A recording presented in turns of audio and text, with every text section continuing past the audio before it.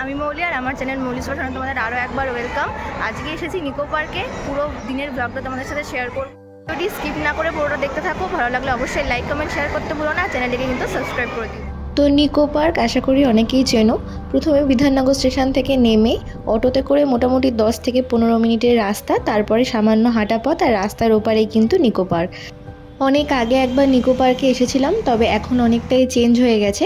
তোমরা যদি জায়গাটা না চিনতে পারো অবশ্যই গুগল ম্যাপে সার্চ করে এখানে সহজেই আসতে পারো। তো নিকো পার্কের বাইরে টিকিট কাউন্টারে টিকিট কেটে আমরা ভেতরে ঢুকেছিলাম। এখানে টিকিটের মূল্য পার হেড 700 করে। তো টিকিট কেটে ভেতরে ঢোকার পর জায়গাটা বেশ ভালোই লাগছিল, অনেকটা বড় জায়গা। আর যারা আমার মতো বাগানে আছো তাদের নিশ্চয়ই এই জায়গাটা ভালো লাগবে, কারণ প্রচুর গাছ ফুল এইগুলোতেই ভর্তি। সাথে কিছুটা দূর অন্তর অন্তর বসার জায়গাও রয়েছে। শীতকালে বিশেষ করে এই জায়গাটা খুব ভালো লাগবে, কারণ যেহেতু ফাঁকা তাই প্রচণ্ড রোদ। মানে আমাদের তো ছাতা মাথায় দিয়ে ঘুরতে হয়েছিল, আমরা শীতকালেই গেছিলাম। তো এই ভিডিওটা আমার শেয়ার করার কথা ছিল না, কিছু কিছু ক্লিপ নিয়ে রেখেছিলাম, তাই ভাবলাম গাছ তো রোজ দিনই হয়, আজকে একটু অন্যরকম ভিডিও তোমাদেরকে দেখাই। এরকম ভিডিও পছন্দ করলে আমাকে অবশ্যই কমেন্ট করে জানাবে, আমি আরও আনার চেষ্টা করব। আর এই যে ফুল গাছটা, এই ফুলটার নাম আমি জানি না, তোমরা জানলে সেটাও কিন্তু কমেন্টে জানিও। দার্জিলিংয়ে যাদের টয় ট্রেনে ওঠার শখ মেটেনি তারা এই নিকো পার্কে এসে অবশ্যই চড়তে পারো।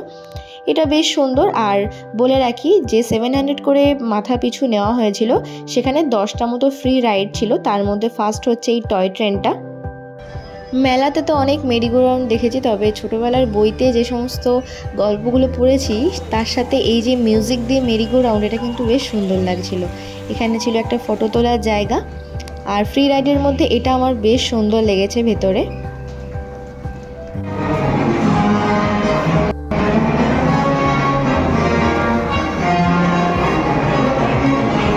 ব্যাপারটা কিছুই না, চারিদিকে লাইটিং দিয়ে আয়না দেওয়া ছিল যাতে বেরোনোর পথই খুঁজে না পাওয়া যায়। তো যাই হোক,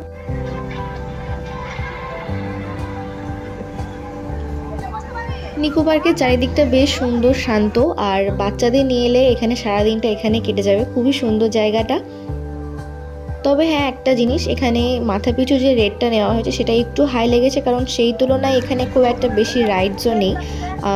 ফ্রি রাইড বাদে বাকি যে সমস্ত রাইড সেগুলো কিন্তু প্রত্যেকটাই চার্জেবল। তো এখানে দেখলাম একটা ওয়া মোমো, সেখান থেকে একটা বার্গার খেলাম, খুব একটাও যে ভালো টেস্ট তাও না। তারপরে গিয়েছিলাম বোটিংয়ে, এইটা আমার বেশ সুন্দর লেগেছে। এটা কিন্তু ফ্রি রাইডসের মধ্যে ছিল না, তো এখানে এটা চার্জেবলই ছিল। তো জায়গাটা বেশ সুন্দর মনোরম, আর অনেকটা টাইম বেশ এখানে কাটিয়েছিলাম। সারাদিন রৌদ্রের মধ্যে ঘোরার পরে বিকেলে বেশ এই বোটিংটা কিন্তু খুবই মজার। চারিদিকে জল, শান্ত স্নিগ্ধ পরিবেশ, আর চারিদিকের ভিউটাও কিন্তু এখান থেকে খুবই সুন্দর লাগছিল। কোনো একদিন ছুটি করে এখানে একটা দিন পুরো কাটালে কিন্তু খুব একটা খারাপও হয় না। যাই হোক, এরপরে যেটা ছোটোবেলার ইচ্ছে ছিল, গিয়েছিলাম রোপওয়েতে। মনে আছে যে এবার প্রথম নিকো পার্ক এসেছিলাম সেবারও কিন্তু রোপওয়ে ছিল, কিন্তু দুর্ভাগ্যবশত চড়া হয়নি। তো এইবার সেই ইচ্ছেটা পূরণ হলো। রোপওয়েটা দেখে আনন্দ ভয় দুটোই কিন্তু কাজ করছিল, যেহেতু প্রথমবারের জন্য চাপবো। এই রোপওয়েটাও কিন্তু চার্জেবলই ছিল।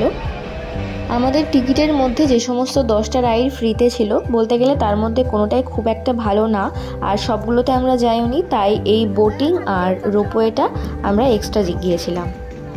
রোপওয়ে থেকে পুরো নিচের ভিউটা খুব সুন্দর লাগছিল, পুরো নিকো পার্কটাকে এখান থেকে দেখা যায়।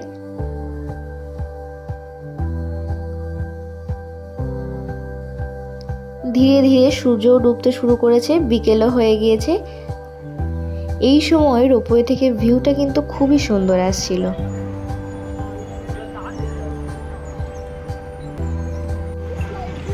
সারাদিন ঘোরার পরে এখন বাড়ি ফেরার পালা।